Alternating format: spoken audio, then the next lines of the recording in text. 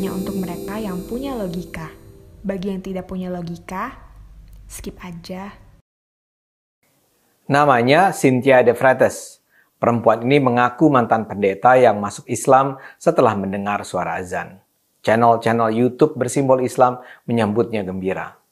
Video Cynthia diterima sebagai mu'alaf di sebuah masjid menjadi viral. Sebuah channel menurunkan judul, "Pendeta asal Maluku Cynthia Teresia De Freitas menemukan hidayah dan mengucapkan syahadat." Kanal YouTube yang lain menulis, "Hidayah suara azan, pendeta cantik di Maluku jadi mu'alaf." Dalam video itu hadir Cynthia yang bercerita tentang perjalanan spiritualnya. Dia lahir pada 1995 dengan orang tua Ambon dan ayah Belanda. Saat dia lahir, ayahnya seorang polisi warga Belanda pulang ke negara asalnya. Cynthia mengikuti pendidikan Alkitab di Universitas di Bali. Setelah lulus, dia memimpin sebuah gereja di Maluku Tenggara. Kemudian dipindahkan ke Bali karena ia banyak tak sependapat dengan gereja. Pada 2020, menurutnya ia kembali ke Ambon. Dan di Ambon untuk pertama kalinya ia menyatakan mendengar suara azan berkumandang. "Hati saya hancur," kata Cynthia terisak. Ia merasa mendapat hidayah dari Allah. Dan itu berlangsung beberapa kali. Ia memohon kepada Allah untuk menolongnya. Dan Allah pun mempertemukan dia dengan banyak orang yang membawanya masuk ke dalam Islam. Kini ia mengubah nama menjadi Siti Rahma Fadillah. Benarkah cerita itu? Tidak jelas. Yang pasti cerita Cynthia sudah langsung dibantah. Beredar pengakuan dari beberapa orang yang menyatakan diri sebagai tetangga dan kenal baik Cynthia.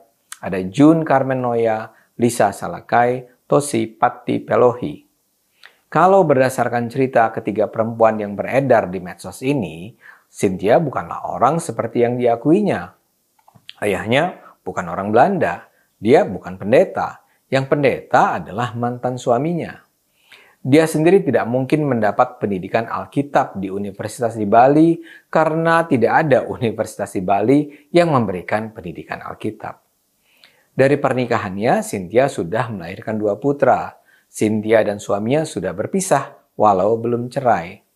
Dan perpisahan mereka terjadi karena antara lain kasus perselingkuhan dan penipuan arisan barang online. Terus terang, saya sendiri sih nggak tahu pasti cerita versi mana yang lebih benar. Namun kalau kita perhatikan selama ini memang sudah banyak mu'alaf yang menyebarkan cerita bohong. Sebelum ini misalnya ada mu'alaf bernama Fauzan Al-Azmi. Ia mengaku lulusan S2 Teologi Injil Vatican School di Vatikan. Dia mengaku ayahnya adalah seorang kardinal bernama Yohanes Ignatius dan ibunya adalah penyebar Injil. Tapi belakangan diketahui, dia itu bukan mu'alaf. Dari dulu pun dia sudah muslim. Nama aslinya Joko Subandi, asal Kudus. Dia bilang ibunya bernama Maria Laura, padahal ibunya bernama Surahma. Joko memang penipu berat. Dengan predikat mu'alafnya, dia menikahi belasan perempuan dari Ciamis, Batam, Riau, dan Jambi. Banyak korban yang sampai tertipu ratusan juta rupiah. Begitu pula ada Chris Bangun Samudra. Dia mengaku alumni S3 di Vatikan. Kebohongannya dengan segera teridentifikasi karena di Vatikan tidak ada universitas yang mengeluarkan gelar S3. Belakangan terbongkar, dia cuma pernah bersekolah di SMA Katolik Seminari di Kota Blitar, Jawa Timur. Bahkan tidak sampai tamat. Ada pula Stephen Indra Wibowo. Dia terkenal sekali sebagai Ketua Mu'alaf Center Indonesia, yakni semacam lembaga pusat pelayanan bagi para mu'alaf. Dia ketahuan bohong mengaku sebagai mantan romo di Katedral Jakarta. Ketahuannya pun sederhana banget. Dia bilang menjadi pastor pada tahun 2000. Sementara dia mengaku lahir pada 1981. Masalahnya nggak mungkin seseorang menjadi imam pada usia 19 tahun. Menjadi pastor di Katolik itu tidak seperti proses menjadi ustadz atau ulama di Islam. Untuk menjadi pastor Katolik, seseorang harus menjalani proses pendidikan bertahun-tahun dan berat. Jadi nggak mungkinlah Stephen sudah menjadi pastor pada usia semuda itu. Atau ada juga yang lebih senior, misalnya saja Yahya Waloni, yang sekarang tersandung perkara hukum karena dituduh menghina Kristen. Dia juga mengaku sebagai mantan pendeta, dan mengaku sebagai pendiri dan mantan rektor Universitas Kristen Papua. Belakangan ketahuan dia bohong karena adanya bantahan dari Universitas Kristen Papua sendiri. Jadi cerita-cerita mu'alaf pembohong ini berulang kali ditemukan. Kenapa mereka melakukannya? Tentu bisa ada banyak alasan. Dalam kasus Cynthia, dia mungkin sekali berusaha mencari perlindungan. Kalau benar dia terjerat kasus penipuan, mungkin sekali dia berharap dengan mengaku sebagai mu'alaf, dia akan memperoleh dukungan dari umat Islam. Dengan dukungan itu dia mungkin berharap bisa melepaskan diri dari pengejaran mereka yang tertipu. Umat Islam memang bisa sangat emosional kalau merasa bahwa saudara seimannya dizalimi. Sementara para mu'alaf penipu lainnya saya duga melakukannya untuk popularitas. Masalahnya memang banyak orang Islam yang bahagia sekali kalau mengetahui ada orang lain yang pindah agama dan masuk Islam. Mereka akan mengeluh-elukan mu'alaf karena mereka merasa berada di jalan yang benar. Nah, para mu'alaf inilah yang kemudian akan memanfaatkan popularitas ini untuk cari uang. Akan ada banyak orang Islam berbondong-bondong ingin mendengarkan pengakuan mereka yang pindah agama. Apalagi kalau si mu'alaf ini pintar bercerita tentang mengapa dia meninggalkan agama lamanya. Apalagi kalau si mu'alaf ini pintar bercerita tentang kejelekan-kejelekan agamanya yang lama.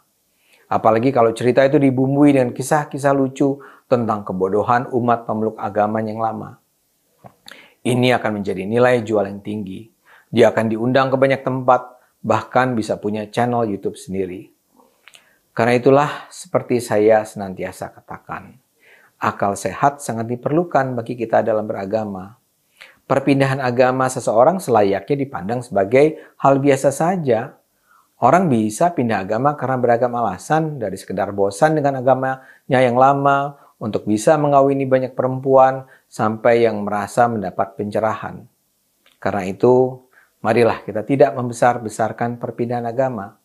Saya selalu geli membaca atau menyaksikan konten media yang bercerita tentang artis-artis yang pindah agama.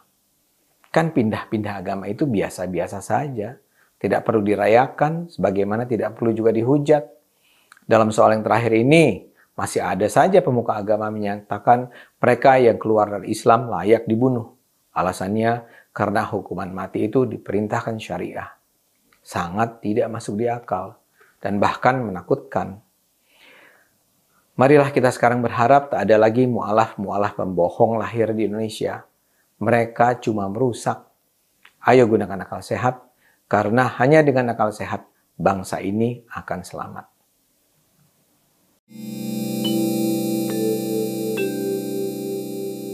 Video ini hanya untuk mereka yang punya logika. Bagi yang tidak punya logika, skip aja.